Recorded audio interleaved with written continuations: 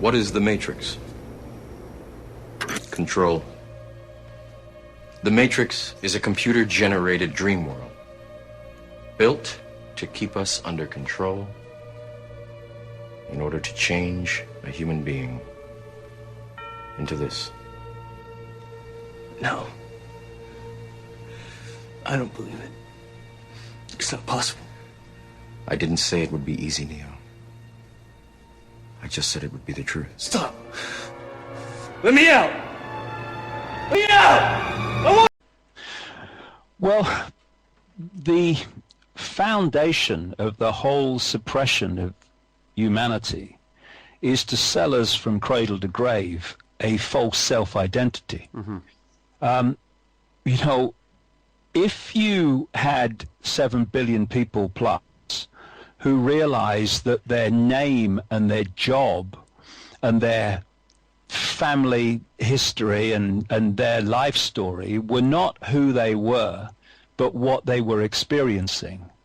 And who they were was an expression of an infinite, limitless awareness that is having that experience.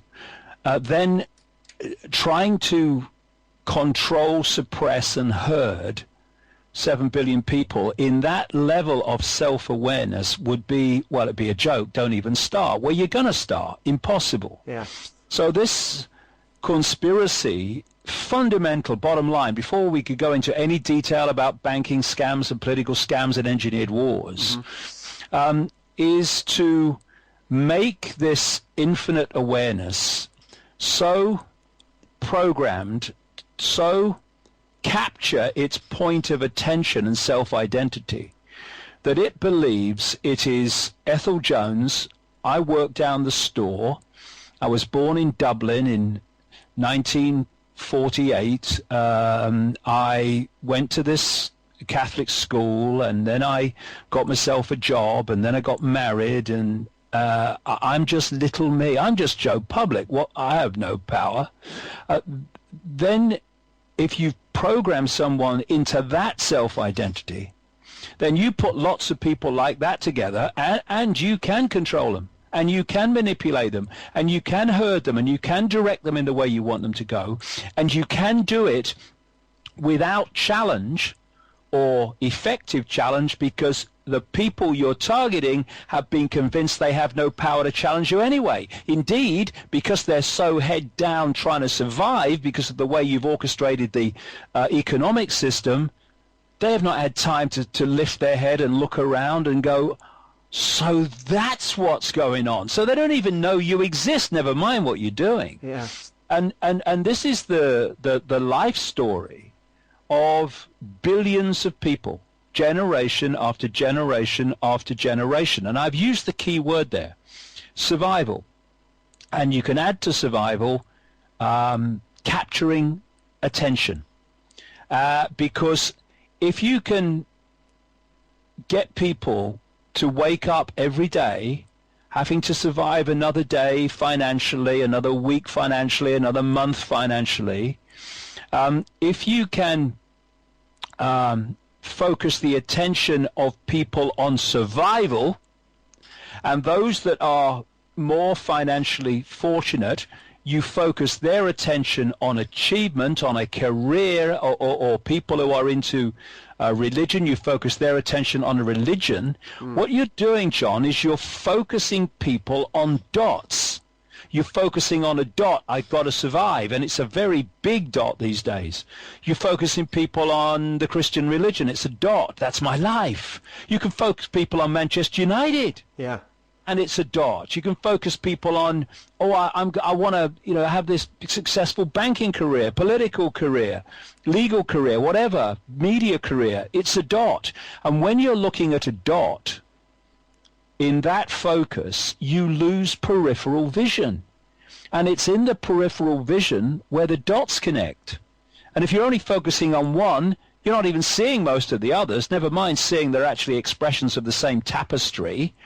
And this is how it's done. And then you've got divide and rule, because what you've got is a situation where there is one infinite awareness, one infinite consciousness, and we are different expressions of it. We're different points of attention within that consciousness. So someone who's obsessed with Manchester United, his point of attention is Manchester United, and someone else's point of attention is survival or whatever. Yeah. But if we just awaken and open our minds, these cliches that have these fundamental truths in them, if we just open our minds, what are we doing? We are expanding our point of attention. We're no longer totally myopically focused on one dot. Now we're kind of expanding our point of attention. We're starting to encompass other dots. Now we've got a chance of seeing how they connect. Symbolically, it's like standing in front of a wall about half an inch away, and you're staring at that wall, and you're trying to work out what's going on. You're trying to work out what it is. You're trying to work out where you are. That's what happens when you focus on dots to the exclusion of everything else. But you start walking backwards, and now you're expanding your field of vision and awareness. Now you see the brick is part of a house. Now you see the house is part of a street. The street is part of a town, and so and so and so on. You go on. Mm-hmm. So you go out to a spaceship, and you see that actually the brick is part of a planet and a universe. So the point of your attention is key, because that's going to give you the fix on who you are, where you are, and the nature of what's going on. And this is why it's so important. If people do not have any kind of open mind, they shouldn't listen to a word I say, because they're wasting their time, and they should never come to an event or read any book of mine. Absolute waste of time, because it's challenging people. Not saying you must believe this, but it's challenging people to encompass a greater view of everything, to see how the dots connect. The Earth is interpenetrated and circled with a vast network of energetic force lines.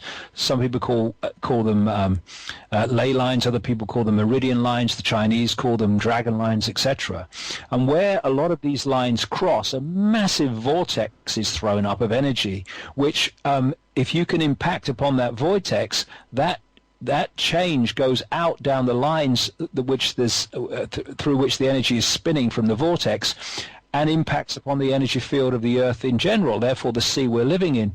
And London is a major center of this global grid. That's a key, and so is Rome, and that's why these families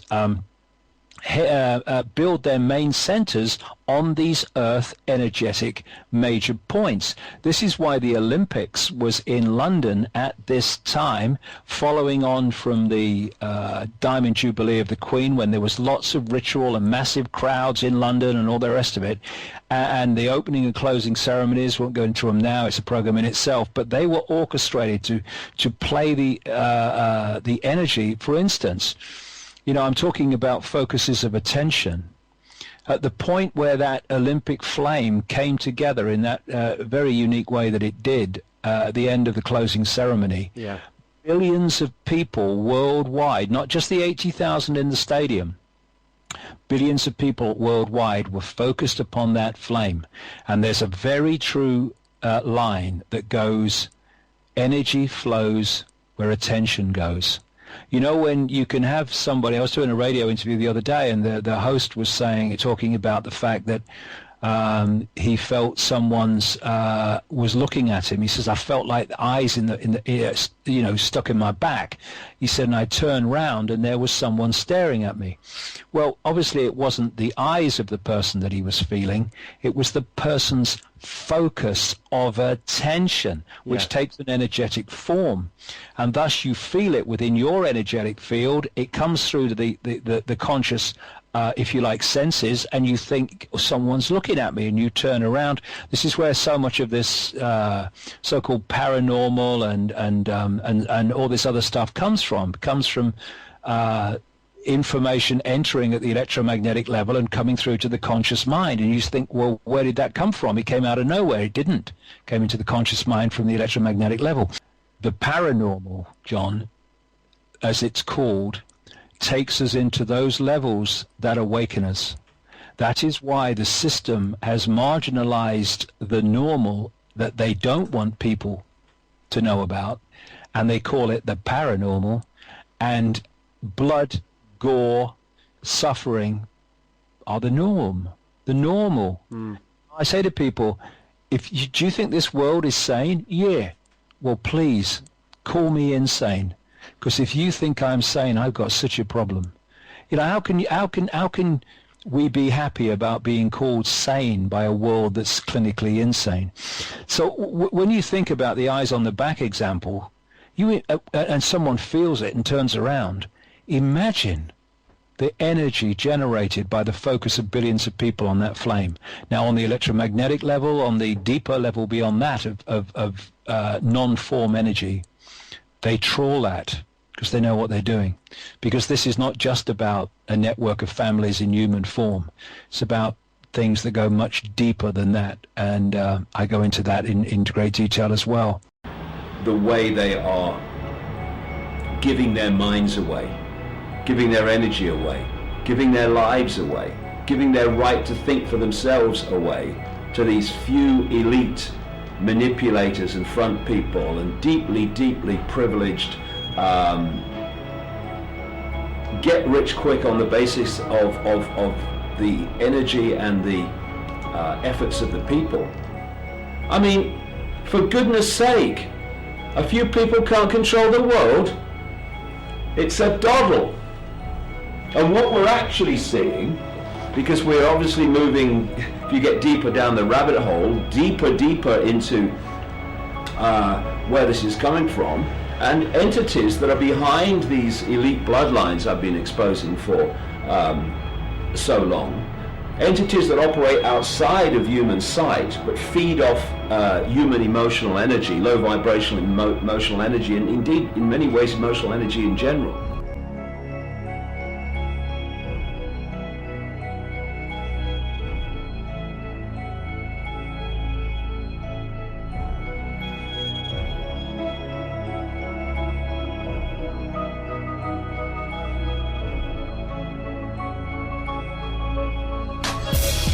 Watch a scaffold and fall into the hearts of men, collapsing vacant stalls. Looking around, we all wonder if Armageddon is real or just a perpetuated myth. Though we barely breathe, we can start to see all the lies that filter down and trickle slowly. Mainstream TV, radio, they want you to know the day's final, but only with American Idol. Woe is me, you can start to see when things ain't the way you want them to be. Perception change, and you like me. This ain't the way I remember growing up, man. Playing kickball, laughing hard then, and we run off into the sun again. But we grew hard from time to time, and emotions span on thin lines. Collapse, vacant stalls around you. Let 'em go.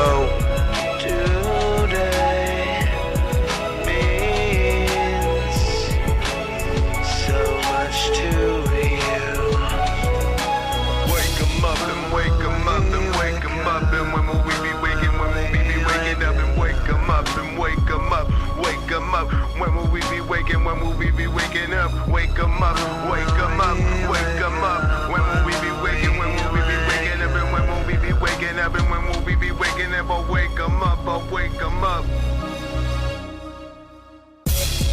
Collapse, vacant stalls around you today. Means so much to